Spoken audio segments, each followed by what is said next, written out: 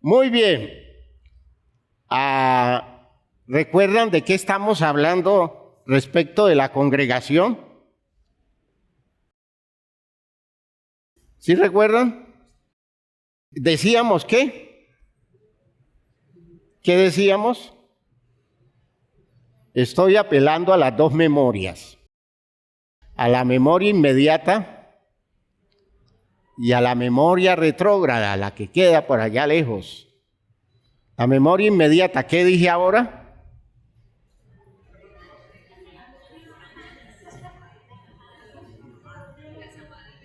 ¿Cómo? Solo se acuerdan de la lechona, no se acuerdan de nada más se acuerdan. ¿Cómo? ¿De qué estábamos hablando? ¿En qué tema? La congregación. Ahora hagan uso de la memoria, esa que está allá. La memoria de hace 15 días. ¿Qué dijimos? ¿En qué texto estábamos? ¿En qué texto estábamos? Lucas 10. ¿Y de qué estábamos hablando en Lucas 10? De la parábola del buen samaritano. Muy bien, ahí poquito a poco va apareciéndola. Muy bien. ¿Y qué habíamos alcanzado a decir de la parábola del buen samaritano? Es decir, ¿de qué estamos hablando en general que trajimos a colación la parábola del buen samaritano?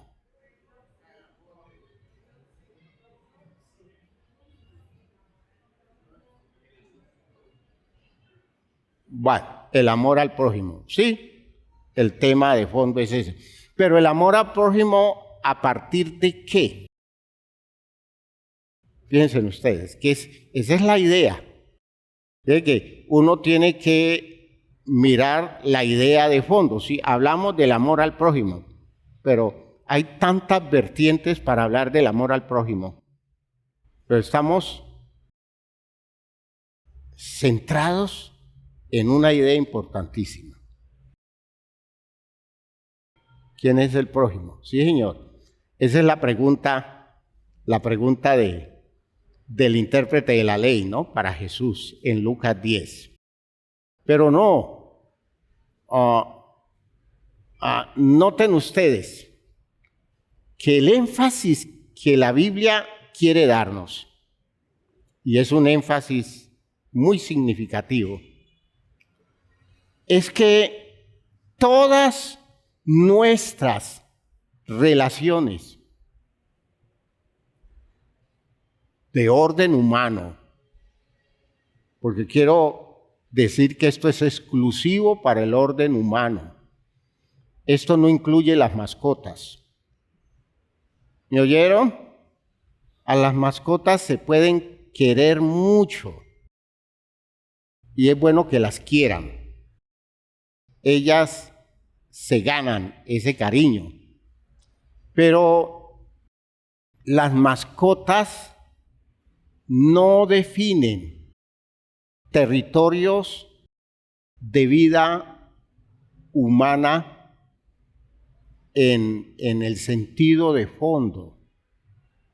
Y el gran problema que nosotros tenemos en esta época en la que las mascotas han ocupado un territorio tan grande, las mascotas han llenado el hueco de nuestra deficiencia de relaciones humanas. ¿Me están oyendo lo que estoy diciendo? Porque las mascotas como tales no son ningún problema. Pero cuando yo uso una mascota como sustituto, cuando yo centro mi relación con la mascota en mi incapacidad, por un lado, puede ser, o en mi negación o indisposición con el encuentro con los demás seres humanos, entonces la mascota se vuelve un pobre sustituto. Un pobre sustituto. Ella no tiene la culpa.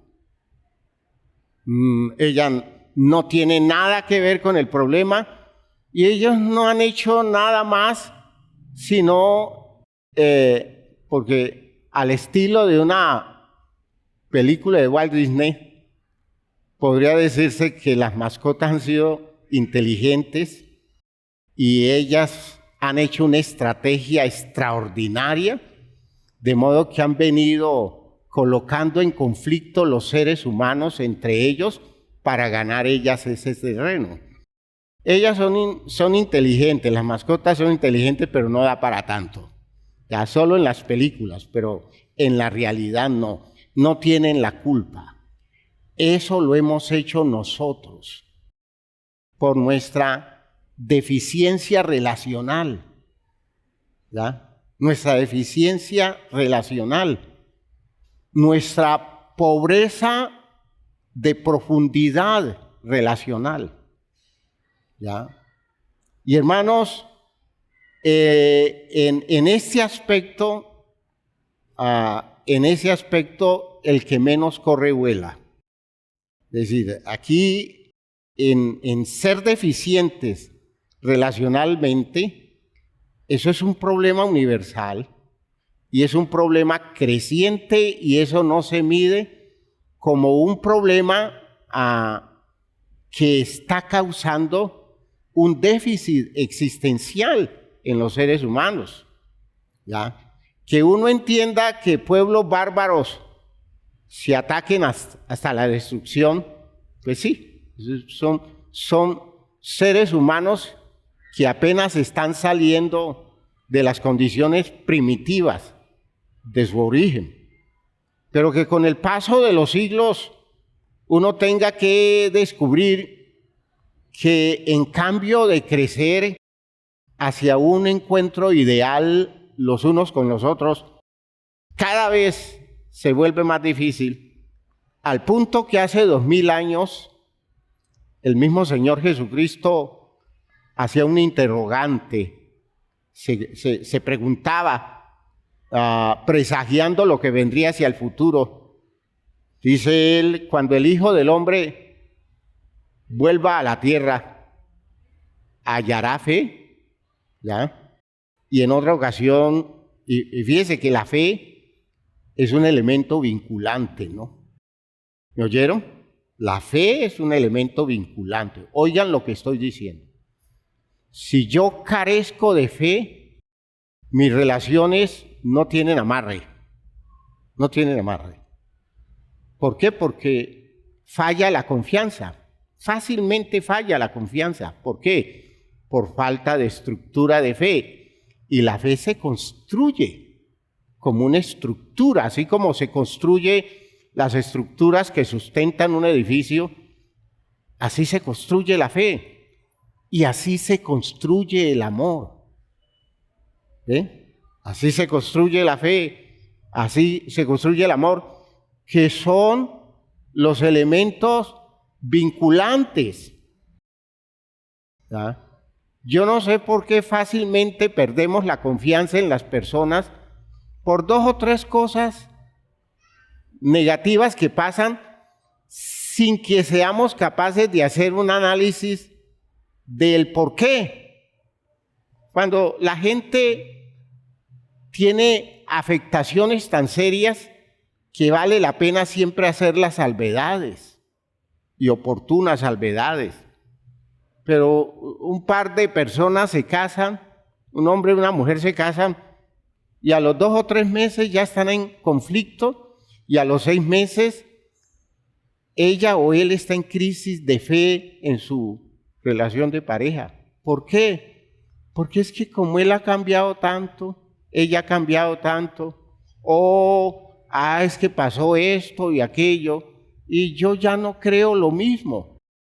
Eso significa que tiene una estructura de fe terriblemente afectada.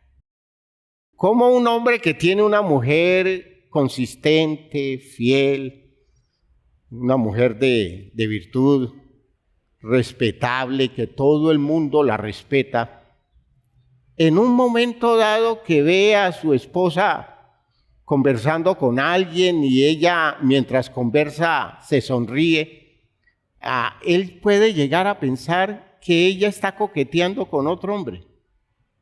¿Por qué ese tipo de pensamiento? Porque su estructura de fe es enferma. No tiene fe. No tiene confianza real en la persona, sino que toda su relación está sustentada en hechos circunstanciales. Si pasa algo, entonces deja de creer, pero si de pronto las cosas funcionan agradables durante un tiempo, vuelve a creer, hermanos, y ese movimiento demuestra que no hay nada de fondo. Que no hay nada de fondo.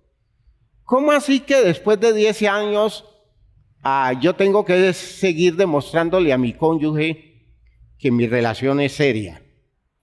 Que mi espíritu de pareja es un espíritu comprometido y que tenga que estar todo el tiempo haciendo demostraciones para que la persona confíe en mí, porque en par patadas se le pierde la confianza.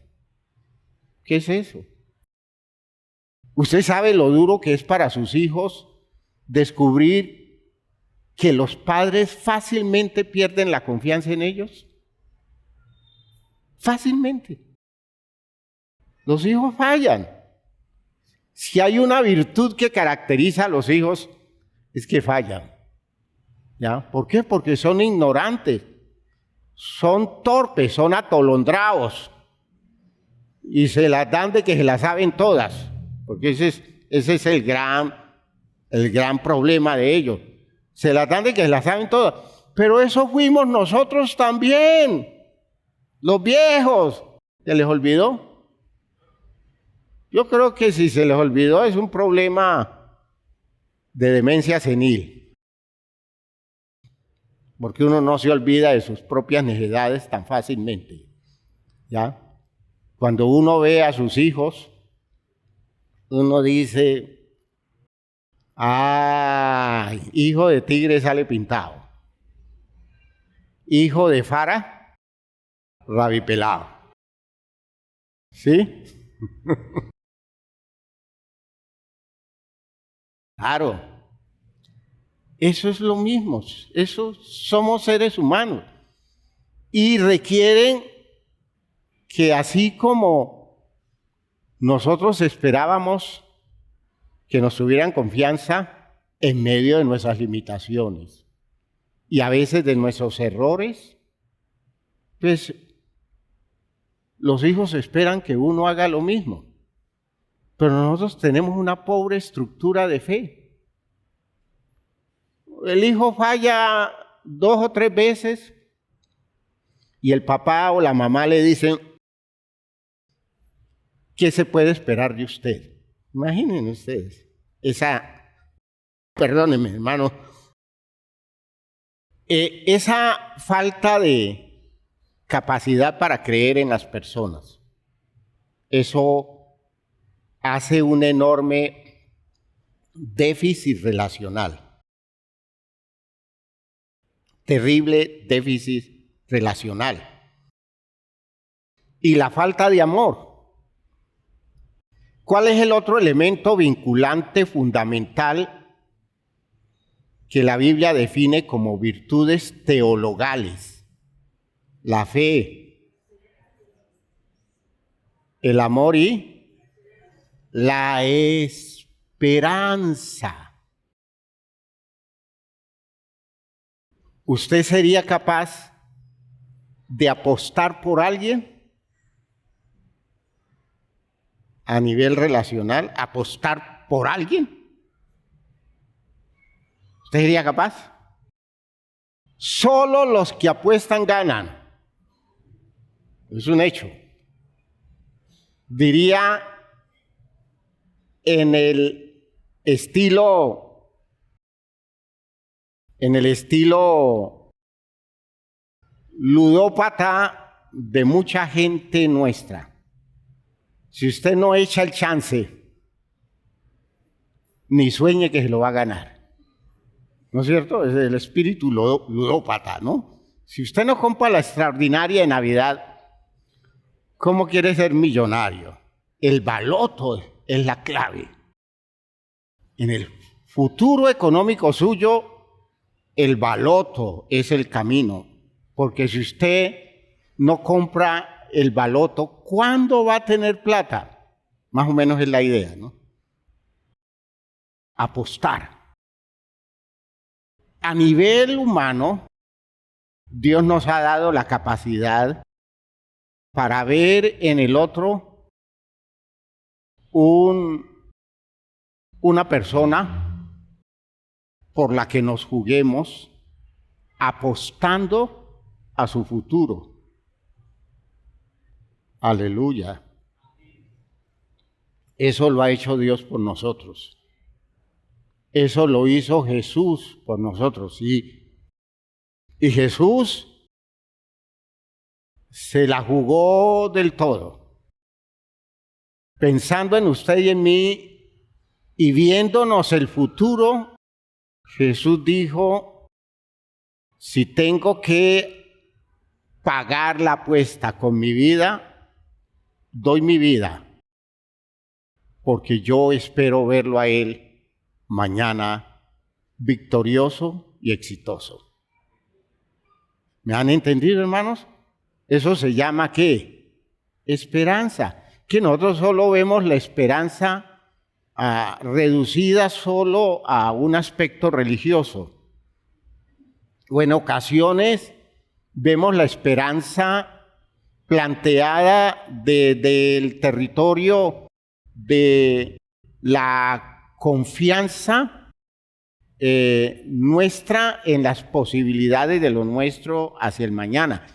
Pero la esperanza, el amor, la fe son elementos sobre los que se soporta la calidad y la profundidad de nuestra relación con los demás. Alguien le dice a ella, ¿y usted por qué no se ha separado de él? Ella contesta, porque yo sigo esperando en Dios, porque yo sigo esperando en Él. ¿Y quién es Él? El esposo. ¿Y qué espera? Yo sé que Él va a cambiar. Yo espero que Él vea las cosas de otra manera. Yo espero que Él conozca al Señor como debe ser. ¿Me están oyendo? Y apuesto. Por eso estoy aquí, porque estoy apostando. A gente que se gana una fortuna en esa espera. Gloria a Dios. Han hecho una inversión enorme de confianza. Han desarrollado fe en la persona y despliegan todas las formas de comprensión que da el amor. Y entonces se la juegan en una relación que para el mundo tiene mal pronóstico, pero para la persona todavía es posible, porque aún se alcanza a ver la luz al final del túnel. El túnel no está obstruido, hay luz y hay que caminar hacia adelante porque las cosas van a ser mejor mañana. Gloria a Dios. Y si no es así, hermanos, las relaciones nuestras no tienen futuro. ¿Me están oyendo? No tienen futuro. ¿Por qué? Porque si no hay amor suficiente, no hay un mínimo de interpretación objetiva.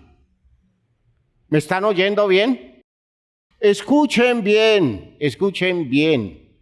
Lo que hace que yo sea objetivo en mi interpretación de las situaciones de la vida en una determinada relación es el amor. Porque el amor no me ilusiona y el amor tampoco me permite a mí, digamos, perder la visión objetiva de las posibilidades que se dan en una relación. Por otro lado, el amor no me permite interpretar nada desobjetivizadamente. El amor me obliga a ser vertical porque el amor es madurez. ¿Ve? Amor es madurez.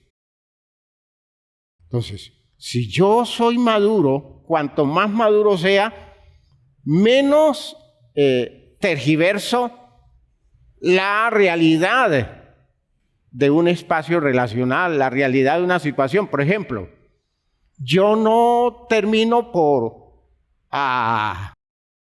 engrandecer sobremanera un conflicto. A veces nosotros hacemos de un conflicto un mar de tragedia, cuando realmente es un charquito que se seca con el sol al mediodía. Pero lo hacemos una cosa gigante y eso lo volvemos sin remedio, ¿ya? O a veces, hermanos míos, no terminamos nosotros tomando decisiones extremas cuando lo único que se nos está pidiendo es una corrección del proceso de la vida. Pero estamos estructuralmente, por ejemplo, tan llenos de ira.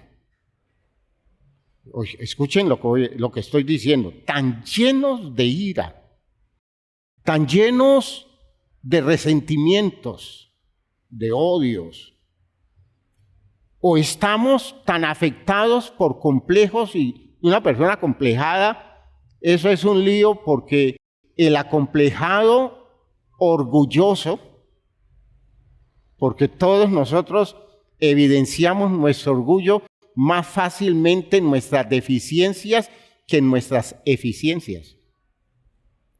¿Me oyeron? Escuchen. Uno deja ver más su orgullo cuando uno está en desventaja que cuando uno está en ventaja. ¿Ya? El que está en ventaja no necesita afectar mucho. No necesita sacar a relucir mucha cosa porque ya la posición le da garantías. Pero el que está en desventaja, allí aflora la profundidad de nuestro orgullo. Y el orgullo es un mal consejero porque el orgullo es vanidad. Es decir, es una apreciación equivocada de lo que yo soy.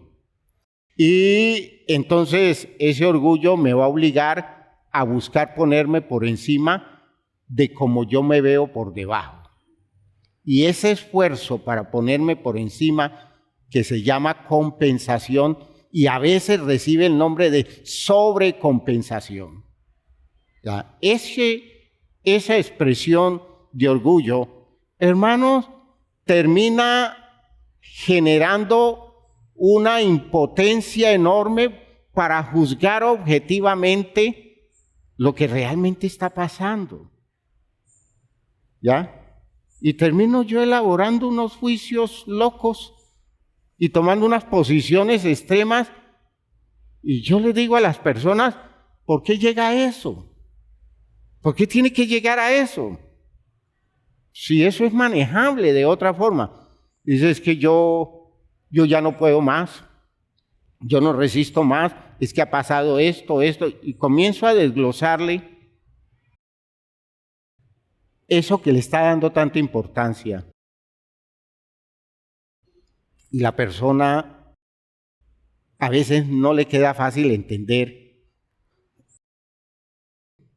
que no es como piensa, porque ese juicio lo extremó. ¿Por qué? Por un problema de complejo. Por un problema de complejo. En salud mental nos vamos a dedicar a trabajar fuertemente el poder de los 4 demonios enajenadores de la vida de la gente. 4 demonios enajenadores de la vida de la gente. El odio.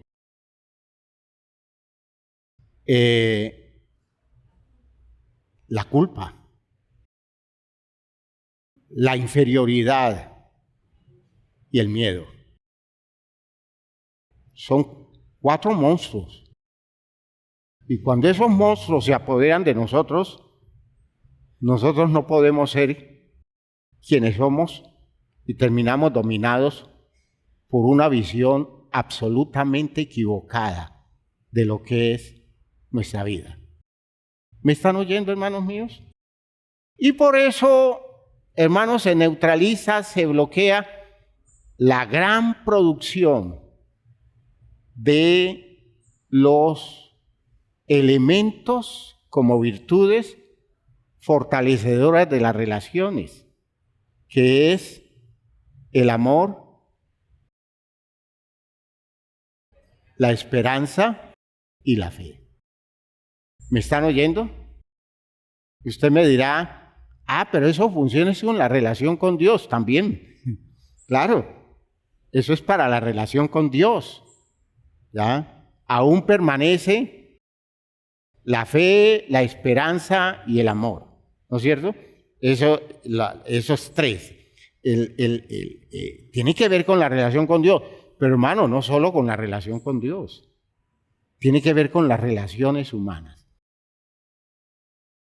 Las 3 o alguna de ellas con la debilidad de las otras produce las rupturas nuestras, produce la falta de ellas, ¿no? La falta de ellas, produce las rupturas nuestras, produce los escandalosos distanciamientos que nosotros tenemos. Yo no puedo concebir que 2 personas que fueron tan amigas, 2 personas que fueron tan cercanas, en poco tiempo se convirtieron en terribles enemigos y ya no se pueden ver. ¿Qué operó allí? Operó la falta de fe, probablemente la falta de esperanza y muy seguramente la falta de amor. ¿Ve? No hubo esos 3 elementos vinculantes y la relación terminó pegándose con, ¿qué diríamos nosotros? Con un engrudo de mala calidad. ¿Ya? ¿Cómo? ¿Colbón? No, el colbón es bueno. No, el colbón es bueno. No, pero hay engrudos de muy mala calidad, ¿no? Ese es el término que usamos allá para los pegantes que se hacían con sustancias vegetales. El engrudo de yuca, para pegar la cometa, ¿ya? Exactamente. Entonces, hay engrudos de mala calidad, de muy mala calidad. Así hay estructuras, digamos, vinculantes frágiles, porque los elementos no son suficientes. Por ejemplo, si usted perdió la fe en sus padres, vaya lío ese, ¿no? Vaya lío ese. La primera crisis de fe, crisis suficientemente poderosa para dañar nuestra futura relación con Dios, es esa. Que yo ya no crea en mis padres, especialmente, y esa es la más tempranera, la más peligrosa por tempranera, que yo pierda mi fe en mi mamá. Que yo pierda mi fe en mi mamá. Que mi mamá, yo no pueda ver a mi mamá como alguien a quien le puedo creer. De hecho, uno siempre le cree a la mamá todo. Siempre. Es lo natural. Y ya es una machera que la mamá haga un trabajo tan mal hecho que la fe de su hijo se pierda, la fe de su hijo en ella se pierda. ¿Ve? La embarró la mamá, ¿ya? Y una de las embarradas por excelencia es cuando la mamá suelta a su hijo tan temprano. Hoy como que desprendernos de la responsabilidad de tener a los hijos en la casa es el deseo de todo el mundo, y entonces surgen estructuras educativas que reciben niños casi para que las maestras amamanten a los niños, ya en términos de ese tipo de demanda de crianza. Ahora, ¿cómo va a confiar un niño en una mamá con quien no se relaciona? Va a tener más confianza en esa mamá sustituta que es su educadora, si es que hace un buen papel, porque por otro lado se meten a hacer eso gente que de afecto natural no tienen nada. Y yo los he visto, gente que no sienten ni compasión por los niños y se meten a trabajar con esos niños, porque pues eso fue lo que estudiaron. Y hermanos, eso no es así, eso debe ser muy espontáneo. Pero si se genera la crisis de fe en mi mamá, yo voy creciendo con un déficit de fe. Un déficit de fe. Y entonces ya no voy a creer en la mayoría de la gente que está a mi alrededor, y se necesita que alguien cale muy profundo en mí para que con eso yo comience a sanarme de mi crisis de fe y comience a solventarse los caminos que conducen a mi salvación. ¿Me están oyendo lo que digo? ¿Sí me están oyendo eso? ¿Ve? Problemas de fe. En la época donde soy presa de todos esos sentimientos que comienzan a crecer negativamente, mis complejos, mis temores, ¿ve? Mis indisposiciones, mi frustración, sentimiento de frustración, y mi culpa, porque los niños siempre interpretan que la razón por la que la mamá no los quiere, porque así interpretan su ausencia, la mamá no los quiere, ellos siempre están culpándose ellos de eso. Debe haber algo muy malo, debe haber algo muy feo en mí para que mi mamá no me quiere. Imagínense, se genera todo un programa de insuficiencia existencial, de enfermedad existencial. Y hermanos, nos llegamos a viejo y nunca hemos tenido la terapia ideal, relacional. Nadie se nos ha acercado tan válidamente. Ese es el poder grandioso de la iglesia. Aleluya. La iglesia es un territorio de sanidad colectiva. ¿Por qué? Porque en la iglesia Dios, con su espíritu, a través de la comunidad, a través de las personas, va despertando en la gente condiciones que superan los déficits de sus procesos en los que se les ha dañado su propia vida. Aleluya. Y una persona a quien se le daña la vida de su descendencia. Inevitablemente, eso, hermanos, y cuando vamos a mirar quién es el causante, descubrimos que a nadie le podemos echar la culpa. ¿Dónde comenzó el déficit? Cuando aún estábamos en las cavernas. ¿Y quién le echa la culpa a los cavernícolas? ¿Ya? Entendiendo que hemos crecido deficitariamente hablando, muy llenos de límites, muy limitados. Entonces, escuchen lo que estoy diciendo. En la parábola del buen samaritano, el elemento de fondo es ¿a dónde conducen nuestras relaciones? Si yo me tengo que enfrentar a usted, que es mi hermano de sangre, crecimos en la misma casa, ¿de qué ha servido que hayamos crecido en la misma casa? ¿Ves? ¿De qué ha servido que hayamos vivido a la sombra del mismo techo y bajo la tutoría de los padres que de alguna forma nos mostraron su cariño? ¿De qué ha servido si no llegamos a amarnos? ¿Me oyeron, hermanos? No llegamos a amarnos.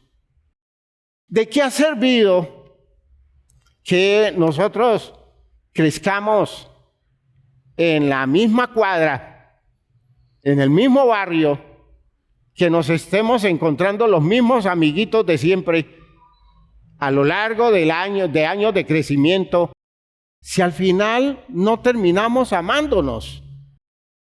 A duras penas nos soportamos, pero no desarrollamos una estructura de amor. ¿De qué sirve que nos encontremos en la escuela, en el colegio, en la universidad?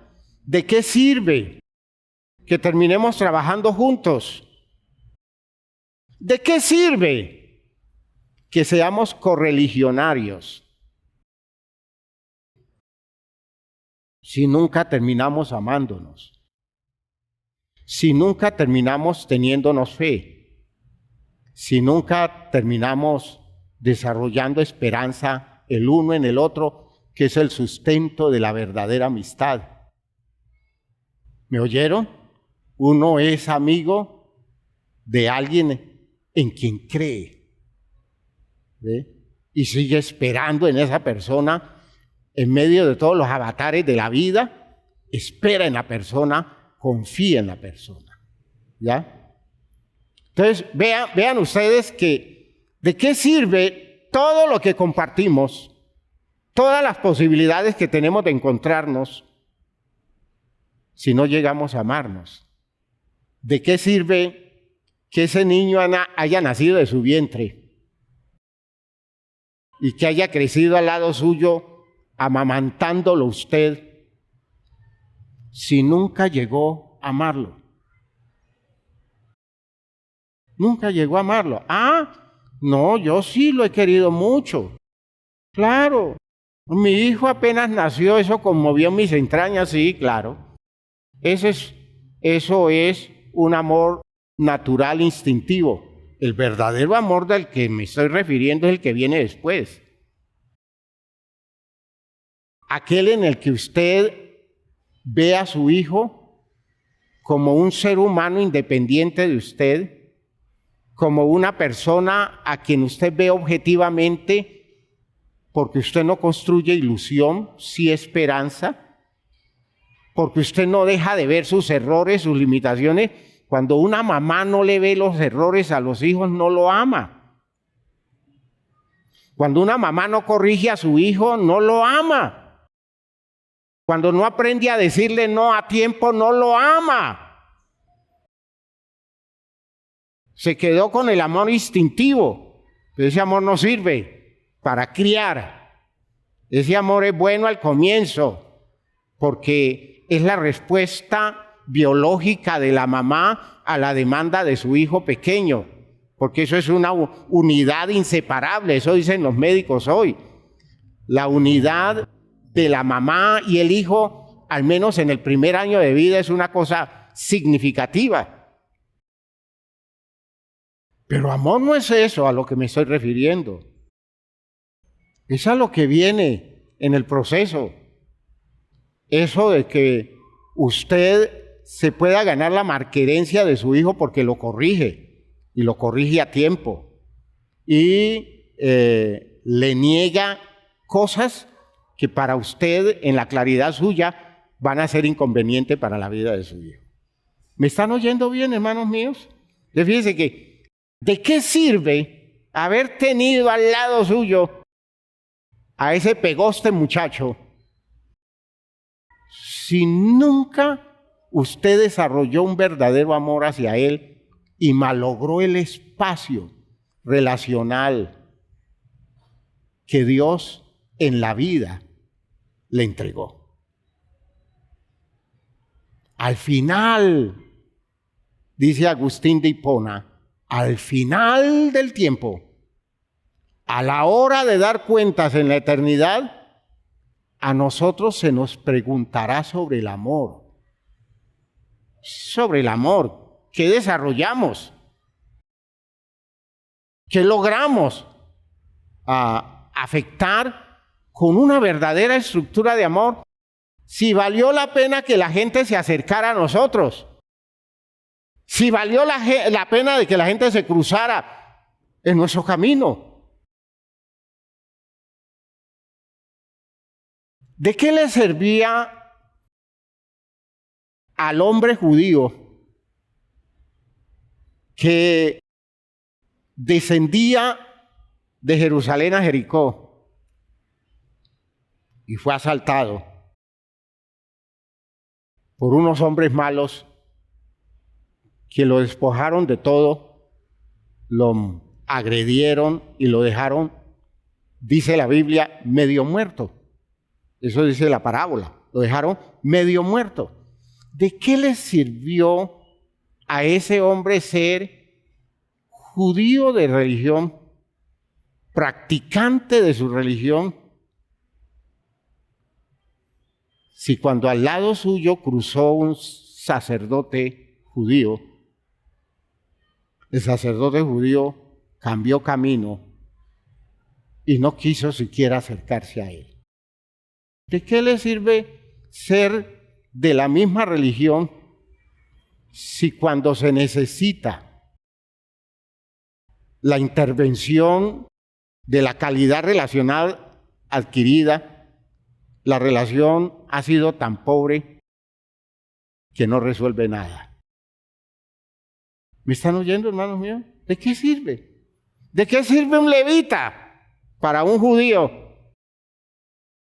Que para honor y gloria del pueblo judío, los levitas son la clase aparte, son educados para dirigir la fe de Israel. Y de hecho han habido levitas extraordinarios que le han aportado al pueblo grandes contenidos de fe.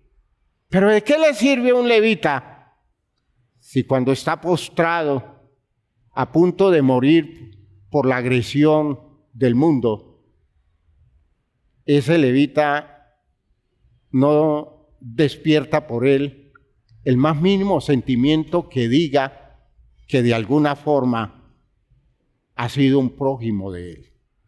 ¿De qué le sirve? Eso es como el dicho que usamos. Eso es como decir que tengo madre pero la tengo muerta. Esas son las relaciones nuestras, inservibles, relaciones que no aportan nada, relaciones que no sirven para nada, no conducen a nada. Encontrarnos en la iglesia, saludarnos, qué bendición, cantar juntos, orar juntos, recibir juntos palabra, pero cuando nos encontramos en la calle, como que no queremos mirarlo. Yo creo que hay hermanos que me ven en la calle y comienzan a decir, uy, que no me diga Dios le bendiga, que no me diga Dios le bendiga, que no me vaya a decir Dios le bendiga. Y yo, presintiendo eso, les digo, Dios le bendiga. ¿Ya? Porque ¿cómo así? Me encuentra en la iglesia, me saluda en la iglesia, me quiere en la iglesia, pero allá afuera no. Allá afuera el vínculo no es bueno, no le conviene. No le conviene. ¿Me están oyendo lo que estoy diciendo? ¿De qué sirve? ¿De qué sirve? ¿En dónde está la expresión del sentido relacional? Que yo termine negando a mi papá porque ya estoy muy educado. porque yo estudié mucho y mi papá es un humilde campesino. Uy, mi papá va a ser el oso. Yo no quiero que mis compañeros de trabajo, yo no quiero que los doctores que trabajan conmigo conozcan a mi papá, porque mi papá, con esa forma de hablar que tiene, ese léxico que él usa. Hermanos, cuando debiera ser para nosotros un motivo de orgullo presentar un viejo campesino que tuvo el entusiasmo de despertar en nosotros el espíritu de superación. Pero no, ¿de qué le sirvió a mi papá esforzarse tanto por mí cuando yo voy a terminar negándolo y distanciándolo de mi vida porque ya no está a tono con mi altura y con mi superioridad de persona? ¿De qué sirve, hermanos míos, tantos esfuerzos a nivel de vínculos de gente que a nosotros nos ha querido entrañablemente, a veces sin tener ninguna razón distinta del afecto que le despertamos? Y esa es la parábola del hijo pródigo. Es un afecto que se despertó espontáneamente viendo la necesidad. Yo he tenido gente así, que en medio de mis enormes necesidades sintieron compasión.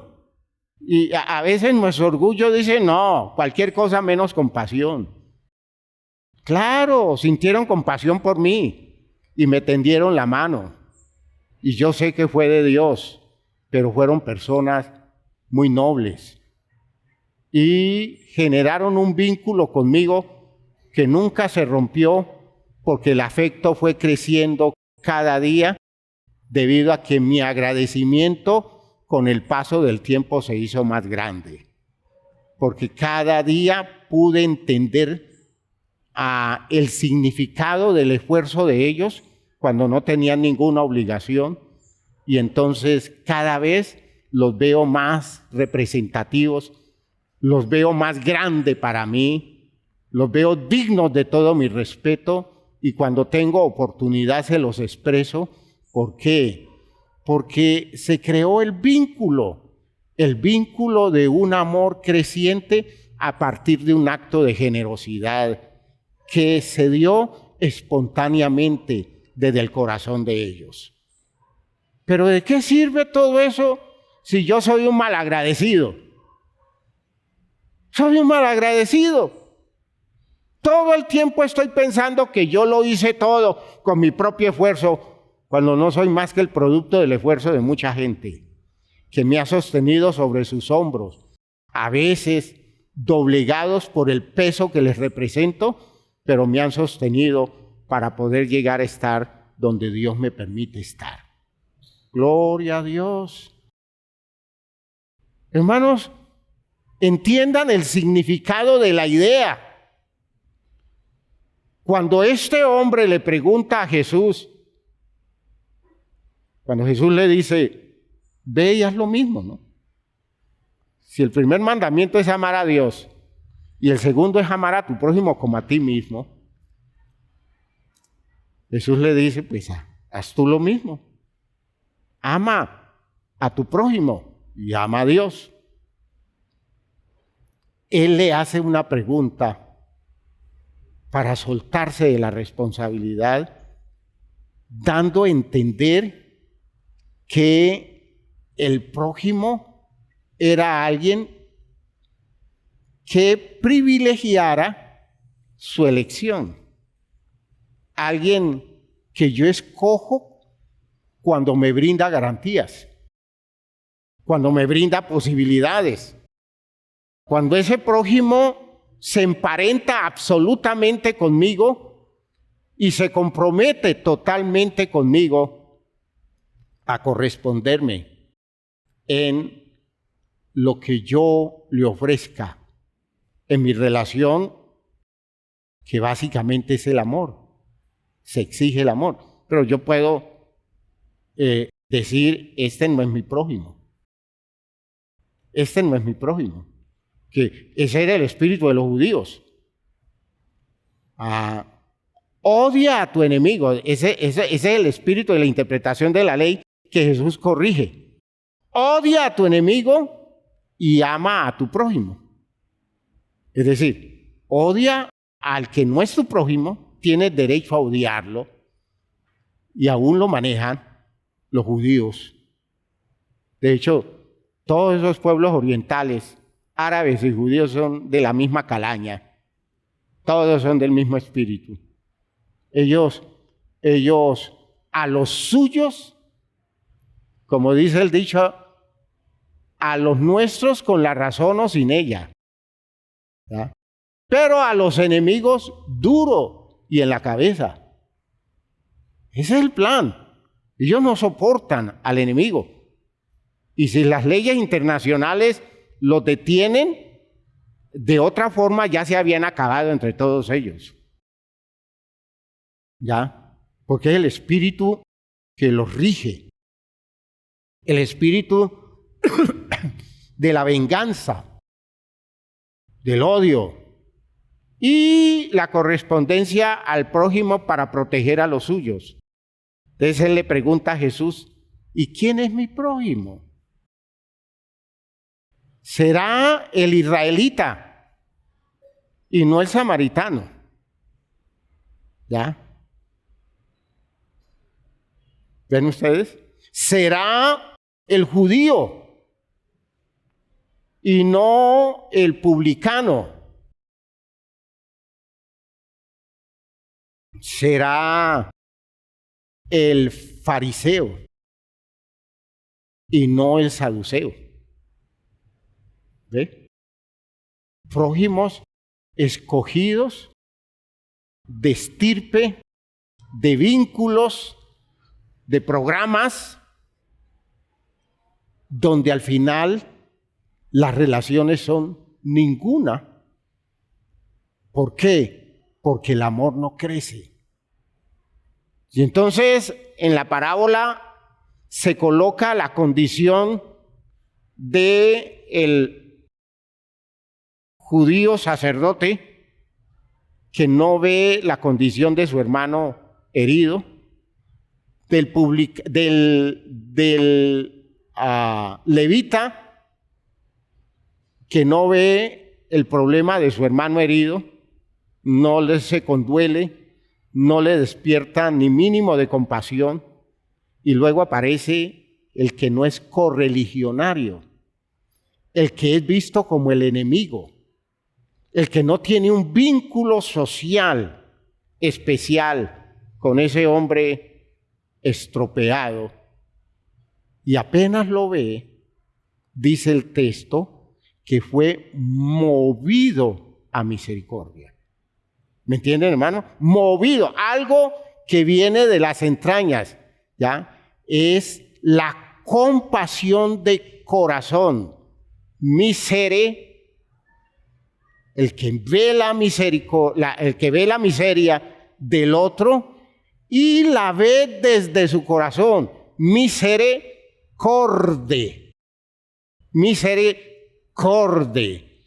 La miseria está al frente y no la veo con mis ojos, la veo con mi corazón. Corde es corazón. Miseria. ¿Ya? Y eso surge de la estructura. Eso surge de la formación. Eso surge de la sumatoria de relaciones exitosas. Uno se vuelve misericordioso cuando uno ha vivido la misericordia. ¿Ya? Cuando uno ha vivido la compasión de los otros, uno se vuelve compasivo.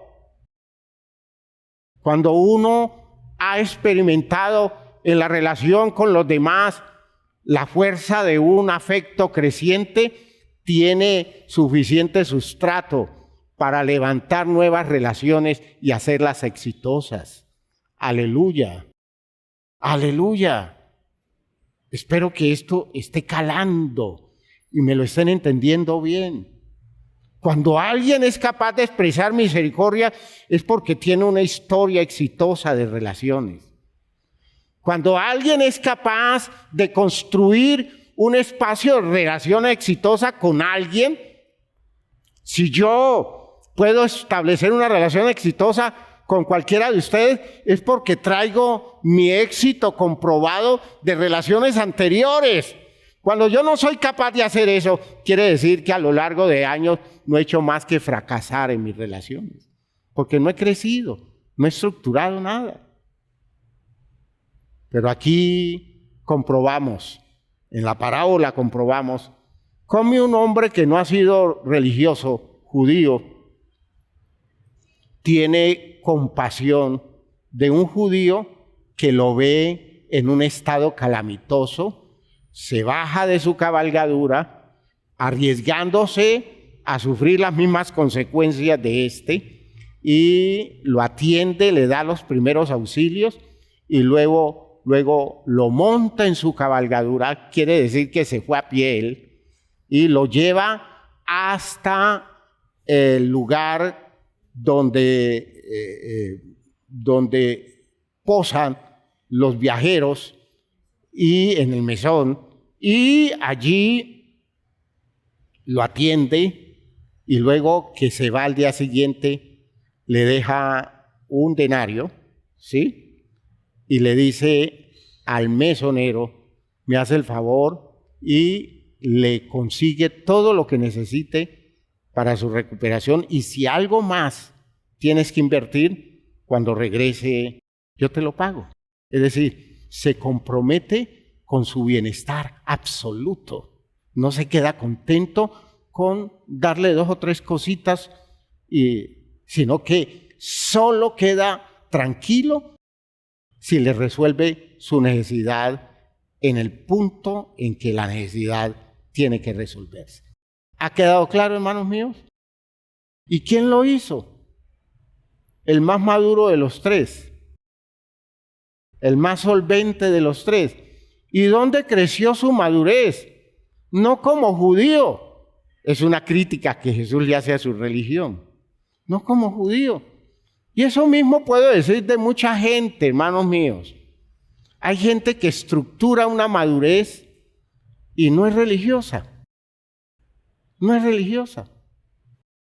Y duele mucho que los que tienen más facilidad de estructurar una madurez, eso se demora en una eternidad en crecer 1 centímetro. Eso uno los coloca allá en la pared cada vez que vienen al culto. Y no, se quedan mirándolo a uno y dicen, no ha crecido nada, hermano mío. Y llevan 5, 10, 15, 20 años. Uy, ¿será que tengo un problema de enanismo? No, le falta nutrientes. Y los nutrientes son el esfuerzo de voluntad para ir creciendo y haciendo más solventes sus espacios relacionales. ¿Ha quedado claro, hermanos míos? Para eso existe usted como iglesia, para crecer, para amar, para desarrollar fe y desarrollar esperanza en los demás. Que Dios nos ayude, hermanos míos. Pónganse de pie, por favor.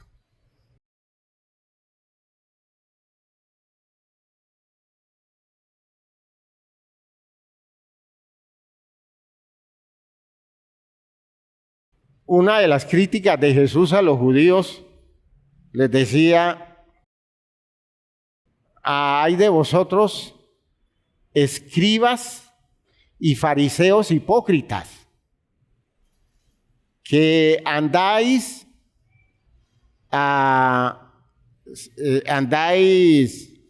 mar y cielo, más o menos así, por encontrar un prosélito, es decir, un seguidor. Sois evangelizadores tremendos. Siempre conseguís quienes terminen aceptando vuestra fe. Pero después que lo conseguís, los convertís en 2 veces más hijos del diablo que vosotros. Y yo he visto así, en muchos ambientes evangélicos, eso es muy triste. A veces la gente, con sus ideas básicas religiosas, sin mucho compromiso, pero con una crianza hecha por padres muy celosos de los principios básicos de su religión, hermanos, han crecido con valores. Esos se vuelven evangélicos, Dios mío, y al poco tiempo, como se sienten sabios y se sienten conocedores de lo de Dios, ya viven de cualquier manera, plantean los argumentos que se les ocurre para justificar sus maneras vanas de vivir, sus desubicaciones. Ay, hermanos míos, qué triste. No, esto es para crecer. Si se nos abre la claridad de la palabra, es para que evolucionemos. Y si se nos confronta a nivel relacional y se nos demanda, es para que crezcamos. Y cada día, hermanos míos, tengamos una comunidad más solvente, más justa, más honesta, más comprometida los unos con los otros, más respetuosa del valor de los demás, más dispuestos a hacer sacrificios por sacar adelante la vida de los otros. ¿Por qué? Porque descubrimos que los otros terminan siendo más importantes que nosotros como personas. No porque yo me acompleje, sino porque yo sé que ellos hacen una comunidad que me sostiene a mí, que me solventa. Yo soy hijo de una comunidad, yo no soy un producto suelto. Aleluya. Así que, hermanos míos, a crecer. Y si Dios le dio como esposa a un siridí, dígale al Señor gracias. Ella me está ayudando a crecer. Y si Dios le dio como esposo a un león fiero, de esos que rugen todo el tiempo en la casa, dígale, Señor, ya hasta sorda estoy y he podido aprender a amarlo, y gracias, Señor, por él, porque él me ha enseñado cuánto significa valorar una persona en medio de sus limitaciones. ¿Me está oyendo? Si Dios le dio a usted un papá o una mamá como la que usted tiene, dele gracias a Dios. Dele gracias a Dios. Eso fue lo mejor que puede encontrar Dios para usted. Y Dios es sabio. ¿No es cierto? Y Dios es sabio. Si fue esa mamá, si fue ese papá, acéptelo y crezca al lado de él. Crezca al lado de ella. Pero crecer, vamos a entender, crecer no significa que usted se vuelva esclavo de la necedad de ellos. Crecer significa que usted supere el mundo necio de ellos, se ponga por encima de ellos, los ame entrañablemente, pero aprenda a vivir por encima de sus limitaciones. ¿Me están oyendo?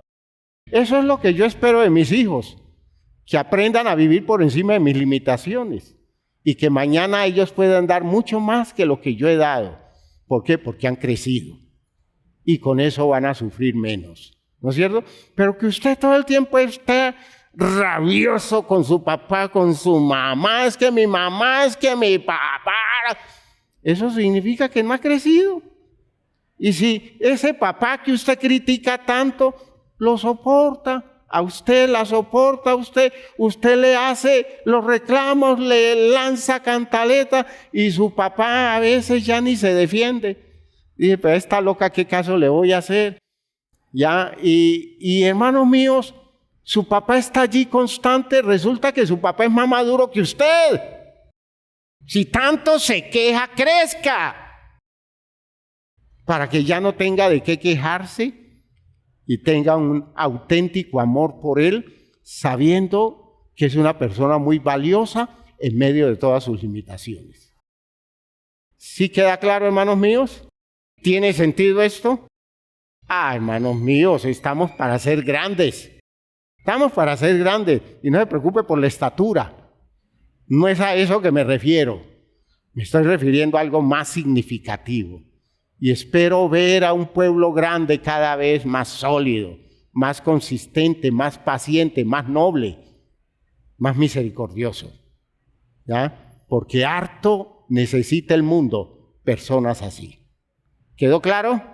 Padre eterno, ayúdanos Estamos delante de ti, urgidos de tu manifestación, de tu amor y de tu interés por nosotros. Nos estás salvando, Señor, y nos estás guiando hacia soluciones auténticas, verdaderas, suficientes, Señor. Condiciones que nos llevan a superar estados críticos, afectaciones muy grandes, Dios mío, porque tú eres un Dios poderoso que nos sostienes eficientemente. Gracias, Padre, por las grandes oportunidades que tenemos de entender verdades tan especiales como estas. Ayúdanos a movernos alrededor de ellas, ayúdanos a ser solventes, ayúdanos a establecernos en función de estas claridades que nos das. En el nombre glorioso de Jesús el Señor. Amén, amén, amén.